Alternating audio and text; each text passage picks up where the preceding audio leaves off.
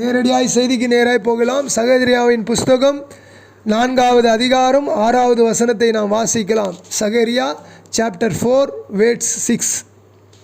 அப்பொழுது அவர் செருபவேலுக்கு சொல்லப்படுகிற கர்த்தருடைய வார்த்தை என்னவென்றால், பெலத்தினாலும் அல்ல பராக்கிரமத்தினாலும் அல்ல, என்னுடைய ஆவியினாலே ஆகும் என்று சேனைகளின் கர்த்தர் சொல்லுகிறார். அல்லேலூயா.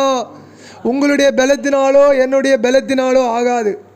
இன்றைக்கு இந்த 2025ஆம் ஆண்டிலே கடைசி மாதத்திலே நீங்களும் நானும் ஒரு காரியத்தை புரிந்து கொள்ள வேண்டும்.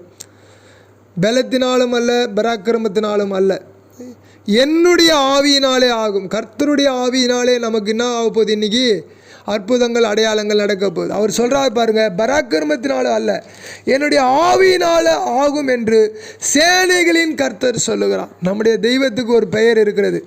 தாவீதை பார்த்து நாம் கேட்டோம் என்று சொன்னால், தாவீது சொல்லுவார், சேனைகளின் கர்த்தருடைய நாமத்தினாலே கோலியாத்தை நான் உன்னை என்ன செய்கிறேன்?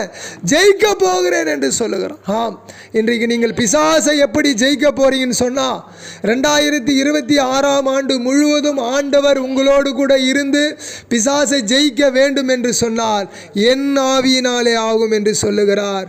அவர் சொல்லுகிறார் பாருங்க, அவர் செருபவேலுக்கு சொல்லப்படுகிற கர்த்தருடைய வார்த்தை என்னவென்றால், அவர் ஜெய்சங்கராகிய எனக்கு சொல்லுகிற வார்த்தை என்னவென்றால், அவர் உங்களுடைய பெயர் அங்கே சேர்த்துக்கோங்க, உங்களுக்கு சொல்லுகிற கர்த்தருடைய வார்த்தை என்னவென்று சொன்னால், பராக்கிரமத்தினால அல்ல என்னுடைய ஆவியினாலே ஆகும். பலத்தினால அல்ல பராக்கிரமத்தினால அல்ல, என்னுடைய ஆவியினாலே ஆகும் என்று சேனைகளின் கர்த்தர் சொல்லுகிறார். நம்முடைய தேவன் சேனைகளின் கர்த்தர். அங்கே பார்த்தால் தாவீது கோலியாத்தை அடித்து நிர்மூலப்படுத்தி விட்டார். எப்படின்னு சொன்னால், அவருடைய சேனை இருக்கிறது. அவருடைய சேனையிலே அவன் ஜெயத்தை எடுக்கிறான். அவருடைய சேனையிலே அவன் ஜெயத்தை எடுக்கிறான். ஒரு முறை பார்த்தீங்கன்னா, சிக்லாக்கிலே தாவீது சோர்ந்து அமர்ந்து கொண்டிருக்கிறான். அவனை தேற்றுவதற்கு யாரும் இல்லை. அவனோடு இருந்த எல்லாரும் தங்களுடைய பலசாலிகள் என்று சொல்ல அந்த ஜனங்கள் அழுது புலம்பினார்கள். தாவீது மிகவும் சோர்ந்து போனான் என்று வாசிக்கிறோம். சிக்லாக்கில் அவன் அழுது புலம்பினான், கண்ணீர் விட்டான், கதறினான். ஓ, இனி நான் எழும்பி என்ன செய்ய போகிறேன்? தன்னுடைய மனைவிகள், தன்னுடைய பிள்ளைகள், தன்னுடைய பராக்கிரமசாலிகளுடைய குடும்பங்கள் எல்லாவற்றையும் எதிரிகள் என்ன பண்ணாங்க? எடுத்துக்கொண்டு போய்விட்டார்கள். உடைமைகள் எல்லாம் போயிடுச்சு, செல்வம் போயிடுச்சு, ஆகாரம் போயிடுச்சு, எல்லாம் போயிடுச்சு. இனி வாழ்வதற்கு இடமே இல்லாமல் தாவீது மனம் கசந்து கதறி அழுத பொழுது கர்த்தருடைய ஆவியானவரிடத்திலே அவன் கேட்டு விசாரித்தான். அந்த ஆவியானவர் சொன்னார், நீ போ, தொடர்ந்து போய் அதை நீ என்ன செய்யலாம்? மீட்டு கொள்ளலாம் என்று சொன்னார். அந்த ஆவியானவர் இங்கே இருக்கிறார். 2025ஆம் ஆண்டுக்கு முன்பதாய் நீங்கள் எதையெல்லாம் இழந்தீர்களோ அதையெல்லாம் ஆண்டவர் மீட்டு கொள்ளும்படியாய் அந்த ஆவியானவர் என் ஆவியினாலே ஆகும் என்று சொல்லுகிறார். என் ஆவியினாலே ஆகும், பலத்தினாலே அல்ல பராக்கிரமத்தினாலே அல்ல. உங்கள் பலமோ, உங்கள் பராக்கிரமோ, உங்கள் படிப்போ, உங்களுடைய அறிவோ, உங்களுடைய மூளையினுடைய அறிவோ, அல்லது செல்வமோ, அல்ல மனிதர்களுடைய ஆலோசனையோ, அல்லது மனிதர்களுடைய பொருளாதாரமோ உங்களுக்கு உதவி செய்யாது. ஆனால் கர்த்தருடைய ஆவியானவர் சொல்லுகிறார், கர்த்தருடைய ஆவியானவர் என்னை அதிகமாக நெருக்கி ஏவினபடினால் இந்த வார்த்தையை நான் மறுபடியும் சொல்லுகிறேன், என் ஆவியினாலே எல்லாம் ஆகும், என்னுடைய ஆவியினாலே எல்லாம் ஆகும். கர்த்தருடைய வாய் இதை சொல்லுகிறது, என்னுடைய ஆவியினாலே ஆகும் என்று சேனைகளின் கர்த்தர் சொல்லுகிறார். சாதாரண ஆண்டவர் கிடையாது, அவருக்கு மிகப்பெரிய சேனை இருக்கிறது. அந்த சேனையை கொண்டு ஆண்டவர் சொல்லுகிறார், என்னுடைய ஆவியினாலே ஆகும். அதனால தான் பாருங்க, யோவானின் புஸ்தகம் 14வது அதிகாரத்திலே 16வது வசனத்தை நீங்கள் வாசிங்க. யோவான் 14, ஜான் 14:60. 14வது அதிகாரத்திலே 16வது வசனம் சொல்லுகிறது, நான் பிதாவை வேண்டிக் கொள்ளுவேன், அப்பொழுது என்றென்றைக்கும் உங்களோடு கூட இருக்கும்படி சத்திய ஆவியாகிய வேறொரு தேற்றுகிற ஆவியானவரை அவர் உங்களுக்கு தந்தருளுவார். தேற்றுகிற ஆவியானவரை உங்களுக்கு தந்தருளுவார். உங்கள் இருதயத்தை தேற்ற உங்களுக்கு ஒரு ஆவியானவர் இருக்கிறார். ஜெயம் கொடுக்க ஆவியானவர் இருக்கிறார். முதலாவது என்னுடைய ஆவியினாலே ஆகும் என்று சொல்லி ஜெயம் கொடுக்கிறார். இரண்டாவது என்னுடைய ஆவியினாலே உங்களை தேற்ற முடியும். அல்லேலூயா. எதனாலே முடியும்? என்னுடைய ஆவியினாலே உங்களை நான் என்ன செய்ய முடியும்? தேற்ற முடியும். இந்த உலகத்தினுடைய செல்வமோ, இந்த உலகத்தினுடைய அழகோ, இந்த உலகத்தினுடைய ஆஸ்தியோ, இந்த உலகத்தில் இருக்கக்கூடிய எந்த காரியமோ நம்மை தேற்றாது. அல்லேலூயா. உறவுகள் கூட நம்மை தேற்றாது. ஆகவே தயவு செய்து உறவுகளும் தேற்றாது, உன் படிப்பு உன்னை தேற்றாது, உன் அழகு உன்னை தேற்றாது, உன்னுடைய அந்தஸ்து உன்னை தேற்றாது. ஆனால் என்னுடைய ஆவி உன்னை தேற்றும் என்று கர்த்தருடைய ஆவியானவர் இங்கே சொல்லுகிறார். கர்த்தருடைய ஆவியானவர் சொல்லுகிறார், சத்திய ஆவியாகிய வேறொரு தேற்றுகிற ஆவியானவர் உங்களிடத்திலே வருவார், நான் தந்தருளினேன் என்று சொல்லுகிறார். நான் தந்திருக்கிறேன் என்று சொல்ல உங்களுக்கு தந்தருளுவார். அதனால தான் யோவான் 14:17 சொல்லுகிறது, உலகம் அந்த சத்திய ஆவியானவரை காணாமலும் அறியாமலும் இருக்கிறபடினால் அவரை பெற்றுக்கொள்ள மாட்டாது, முடியாது. உலகத்தில் இருக்கக்கூடியவர்களுக்கு அந்த சத்திய ஆவியானவரை குறித்து அவர்களுக்கு தெளிவு இல்லை. அவர்கள் இதை அறியாமையில் இருக்கிறார்கள், அவர்கள் மூட நம்பிக்கையில் இருக்கிறார்கள். அவர்களை தேற்ற முடியாது. அவர்களுடைய முடிவை பார்த்தால் அவர்கள் மரணத்துக்கு நேராய் ஓடுவார்கள். ஆனால் நீங்களும் நானும் சத்திய ஆவியானவரை நமக்கு தந்திருக்கிறார்.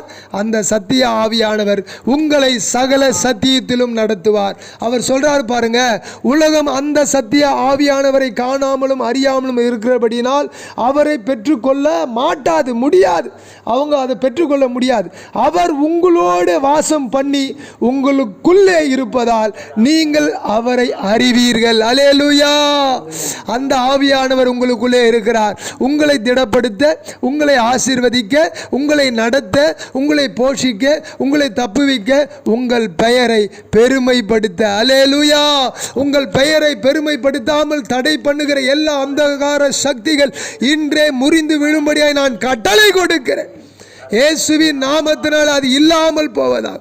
யோவான் 14:18 சொல்லுகிறது, நான் உங்களை திக்கற்றவர்களாக விடேன், உங்களிடத்திலே வருவேன். அல்லேலூயா. என் ஆண்டவராய் இயேசு கிறிஸ்து வரப்போகிறார். அவர் நம்மை திக்கற்றவர்களாய் விட மாட்டார்.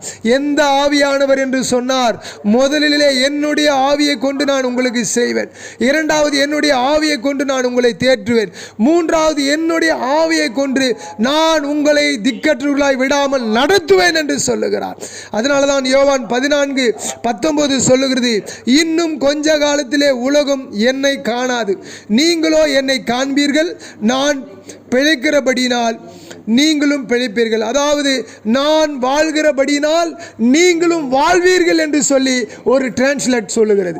ஆகவே நீங்களும் வாழ்ந்து கொண்டிருக்கிறீர்கள், நானும் வாழ்ந்து கொண்டிருக்கிறேன். நம்முடைய ஆவியானவராகிய சத்திய ஆவியானவர் வாழ்ந்து கொண்டிருக்கிறார்.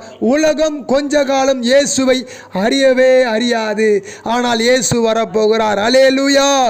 யோவான் 14:20 சொல்லுகிறது, நான் என் பிதாவிலும் நீங்கள் என்னிலும் நான் உங்களிலும் இருக்கிறதை அந்நாளிலே நீங்கள் அறிவீர்கள். அல்லேலூயா. இது வரைக்கும் நம்மளுடைய துக்கம்லாம் சந்தோஷமாக மாறணும்னு சொன்னால் ஒரு நாள் வரப்போகுதுங்க. அந்த நாளிலே இயேசு நம்மோடு கூட இருக்கிறார் என்பதை நீங்களும் நான் என்ன பண்ண போகிறோம், அறிந்து கொள்ள போகிறோம்.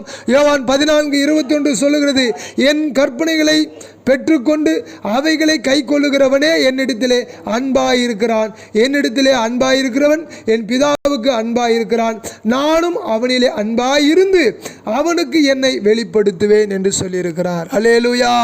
அப்போ கர்த்தருடைய ஆவியானவர் வெளிப்பட போகிறார்.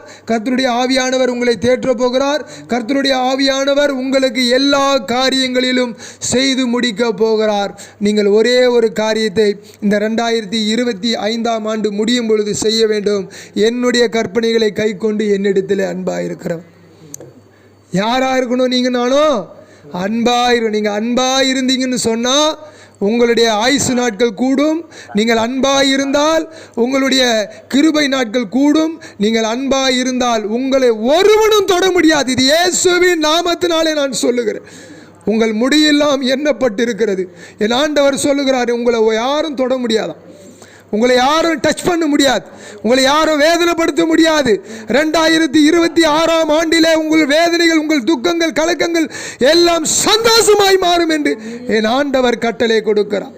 நீங்கள் எங்கிருந்து தூரத்திலிருந்து இதை கேட்டாலும் கர்த்தர் உங்களை ஆசீர்வதிப்பார், உங்களை வழி நடத்துவார், உங்களோடு கூட இருப்பாராக.